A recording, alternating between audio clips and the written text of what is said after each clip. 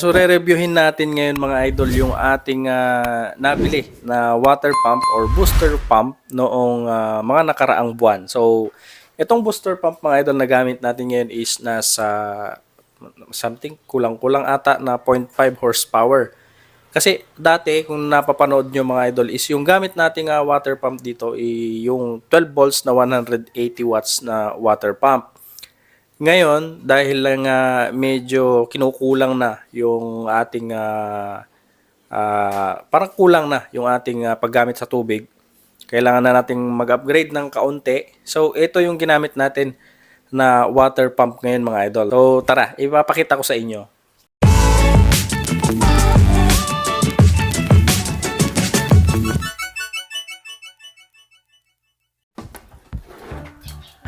Ayan. Ito mga idol yung gamit na natin ngayon. Ayan. So ito ay powerhouse na booster pump pa rin yung gamit natin. Kaya lang nasa, ayun, 0.5 horsepower nga siya. Ayan. So 220 volts na yan mga idol. Pero yung setup natin, parehas pa rin. Gagaya ng dati. Ang iniba lang natin dito is yung ating water pump. So hindi na siya 12 volts. Bali ang ginamit na natin ngayon is 220. Isa pa sa nagustuhan ko dito mga idol, kumpara dun sa dati nating gamit na 12 volts, etong 220 mga idol is meron na siyang awang dito. So hiwalay na yung kanyang supply ng tubig. Kung sakali man na magkaroon ng tagas, hindi siya dediretso doon sa loob ng motor, no. So yung size nito kaparehas pa rin dun sa size ng 12 volts na water pump natin dati. Itong kanyang inlet at saka yung kanyang outlet ay parehas pa rin naman yung kanyang size. Parehas pa rin na D1. Yung size, walang pinagkaiba. Ang pinagkaiba lang nito mga idol is yung supply niya. So ito ay 220 na. Ayan. So dito mga idol, naglagay na tayo dito ng blade na anong tawag dito, blade na double throw. Ayan, so yung isa supply ng utility, and then yung isa supply ng solar. Ayan. So ito mga idol, hindi ko pa rin ito nilagyan ng hindi pa rin tayo gagamit dito ng tangke dahil hindi to pwedeng malagyan ng tangke mga idol kasi booster pump lang naman to. Pero doon sa performance nito, mas malakas to kaysa doon sa 12 volts na gamit natin noon. Kumpara doon sa kanyang consumption mga idol, halos parehas lang naman sila. Mas mataas lang to ng konti kasi siyempre 220 kumpara natin doon sa 12 volts. Ang masasabi ko naman doon sa 12 volts mga idol na ginamit natin, although quality naman siya, okay naman, nagtagal naman ng ilang taon.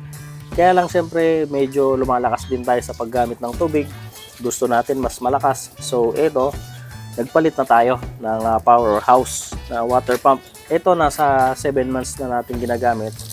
Okay pa rin naman. So ayan, kung gusto niyo bumili mga idol, para sa mga ano lang to, okay na okay to gamitin para sa mga household na meron na silang water supply. Kaya lang mahina yung kanilang or mahina yung tulak ng tubig galing dun sa kanilang water provider, no. Pwede to booster pump. Mahina lang to, napakahina lang. 0.5 horsepower siya. Kaya lang hindi mo mararamdaman na parang 0.5 horsepower yung kanyang konsumo. So sa mga bago nating manonood dito regarding dito sa ating gamit na water pump, siguro nagtataka kayo mga idol. Etong supply natin dito or yung kanyang water source is nakastraw yan sa ibaba ng aking nakatanim na tubo dito sa aming bahay, no. So wala tayong gamit dito na water company, wala, galing lang ito mga idol yung kanyang supply sa lupa. So wala tayong iniba doon sa kanyang basta ang lalim ng pwede dito is hanggang 9 meters. Dapat meron ka ng tubig para mapagana mo ng maayos ito. So ayan lang naman. So testingin natin yung yung kanyang output.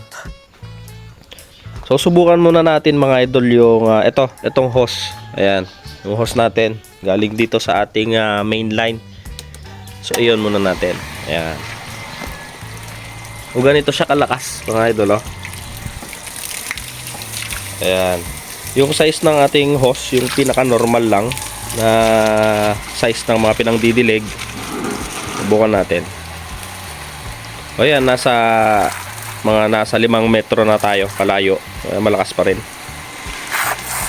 O.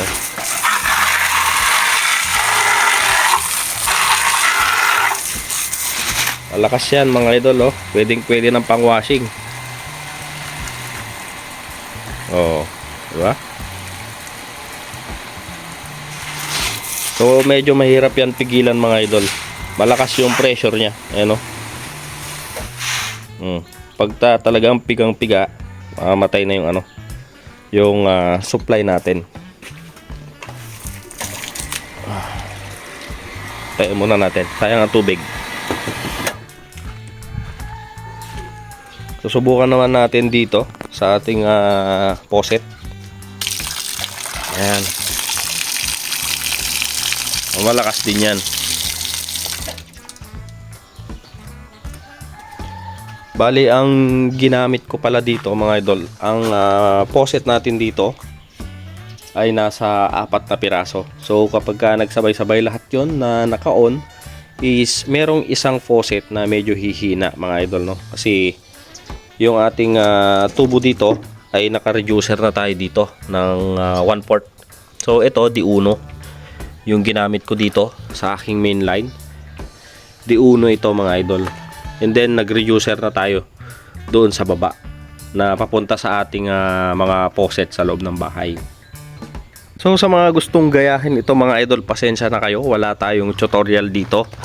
Pero kung gusto nyong gayahin, basta ang ginawa ko lang dito is naglagay lang tayo dito ng check valve isa, tapos dun sa kanyang straw meron pa tayong put valve, and then onion ring 2 para sa input tsaka output ng ating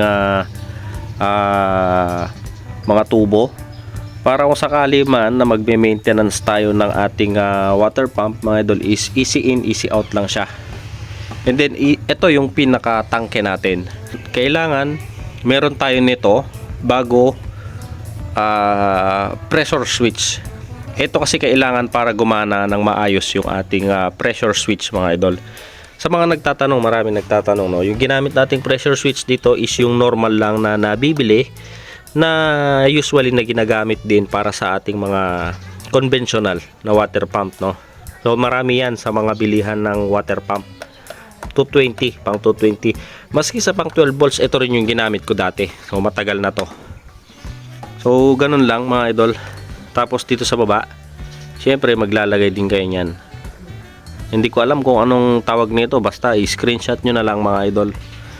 And then ito, reducer coupling. Ang kinaganda pa kasi nito is copper type na yung kanyang propeller para hindi kalawangin. So yun ang isa sa nagustuhan ko dito sa water pump na to. Dito kasi sa ating lumang water pump mga idol is hindi copper type yung kanyang propeller, no. Kaya kapag tumagal ng tumagal is kakalawangin yung ating propeller. Ngayon ite-testing naman natin yung power consumption ng dalawang ito, 12 volts at saka itong 220 natin.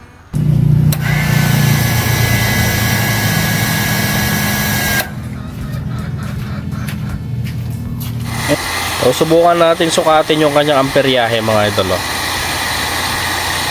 Ayan, oh. 1 ampere lang, oh. Diba? Parehas lang ng mga idol, 12 volts natin. 1 ampere lang. Ito natin to, sayang.